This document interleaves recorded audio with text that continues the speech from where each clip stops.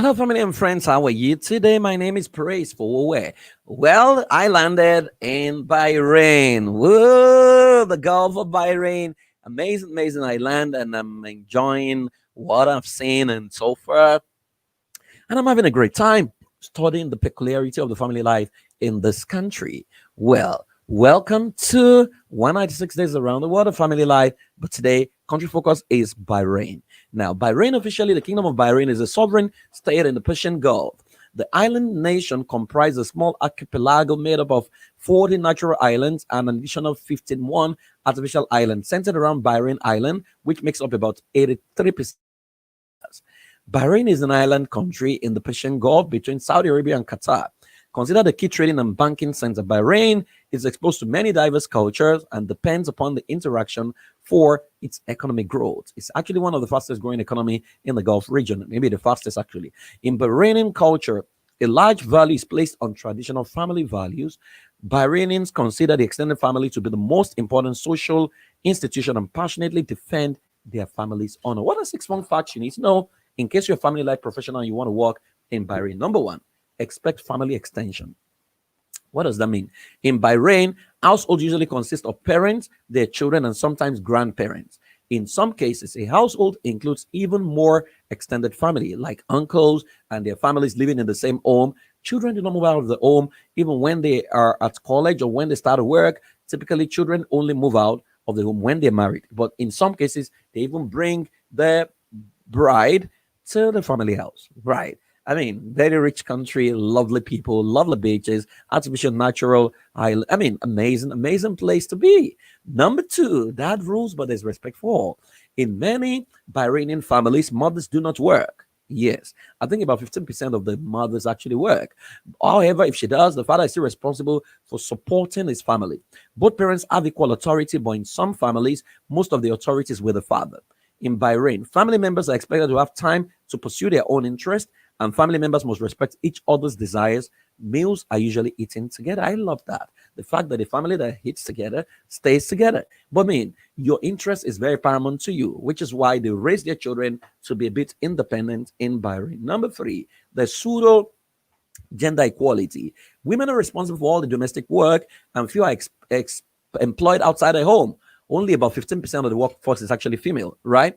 According to culture.com, this is the beginning to change as more girls gain access to education and foreign influence has modified traditional views of women roles. So they have a lot of whites who come to live in the country and they see the way the Europeans behave, and that is beginning to question many of the traditionally held beliefs, right? There are no women represented in government before now. In the Islamic tradition, women have lower status than men and are considered weaker in need of protection, kind of. Now, Bahrain has been more progressive than other Arab nations, however, in its treatment of women. In fairness to Bahrain, they are way, way, way better, way, way ahead of other Islamic nations around them. The first school for girls was opened in 1928 when they were under the British rule, 9 years after the boys' school was opened. In 2002, an amendment to the Constitution of Bahrain gave women in Bahrain the vote and the right to stand in national election, the second country in the Gulf region to do so. Women first voted and stood at municipal election held in 2002, at which all 31 women running in a field of more than 300 candidates, sadly, they lost. Wow. But it was a good start. Number four, there's arranged marriage in Bahrain. While arranged marriage is still common, the bride and groom often have a chance to meet before they marry. So you have chance to do a bit of pseudo courting or courtship or dating. While it was traditional for girls to be married at 12 or 13 years of age. So child marriage, that is changing. However, they now tend to wait until they have finished their education and have a job, especially when they see their Western girls, who seem to be more independent and they want to be independent. Man. So the girls wait till they finish school now. Upon marriage, a sum of money is paid to the bride by the groom's family. Sometimes she keeps it for herself, but usually the couple uses it to set up a home. Weddings are huge, about 500 to 600 guests. Can you beat that? The next one I want to attend so that I can eat all the goodies in there. A wedding involves large meals. Yeah, large meals, a religious ceremony, and a henna party in which the bride's attendants decorate her with elaborate patterns. Sometimes celebrations are mixed, but usually they're divided along gender lines. Usually, because it's an Islamic state. Ideally, a groom brings his bride to, but that is changing now. Number five, I see what looks like royal upbringing in my study of Bahrain. If a Bahraini child owns something, it is generally his or her own and not understood to be shared property of siblings. Now, if you want to have it, you got to ask for it, and you have to respect, the decision of the owner of the property. So it's not my thing is our thing. No, your thing is your thing, and that's the way they've been raised and socialized. Teens are expected to be respectful to their parents. It is common for a typical Bahraini family to employ a household help, to help, because boys and girls are generally not used to doing many household chores. However, they are open to taking up responsibilities. It has to be by choice, not that it's a norm, right? So it's typical when you see an adult who does not know how to cook, because all his life the house help has been cooking for him. Most teenagers in Bahrain rarely cook for themselves, and they typically do not have part-time jobs until they are in grade 12 or college, because the concept of working while studying does not exist in Bahrain. Of course, it's a rich country, right? So the children can go to school, enjoy. Parents are expected to give the allowances. I mean, amazing way to live. Most teenagers in Bahrain are dependent upon their parents, right? And unlike other countries of the world, of course, because there's a lot of wealth, to go around in Bahrain, as a sign of respect, children do not make direct eye contact with adults. So they look down when they're spoken to by adults. Boys and girls are raised separately and according to different standards. From an early age, girls have much more responsibilities than their brothers, of course, because they're the ones to go to husband's house and they're going to raise children. The brothers have more freedom to play and amuse themselves.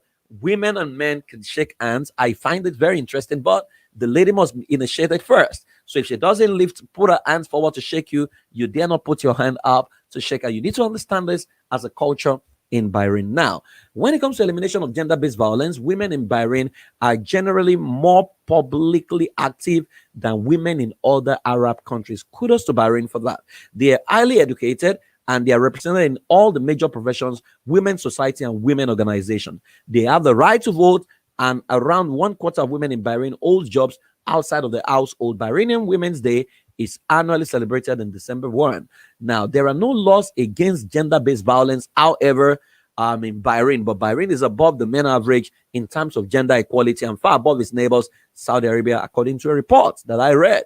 There is no law against gender-based violence, but they have respect for their women, and their women are now finding expression in high-paying jobs simply because they are now more educated and they're now becoming more exposed. So if you want to work as a family life professional in Bahrain, you need to understand this culture and you need to understand the Islamic, culture and regulations when it comes to family life. But trust me, a bit of divorce is happening in Bahrain right now, and you will find expression among the foreigners and maybe the natives. They have natives Christians in Bahrain, and even among the Muslims as well. They need the family life therapies. They want to talk, and some of the men are a bit more enlightened, but are still living by the patriarchal society and by the edicts of the Holy Quran. So you need to want to study the Holy Quran and understand the cultural belief about marriage before you go work in the country. Well, I've had a fantastic time studying Bahrain. What can you do to improve family life in Bahrain,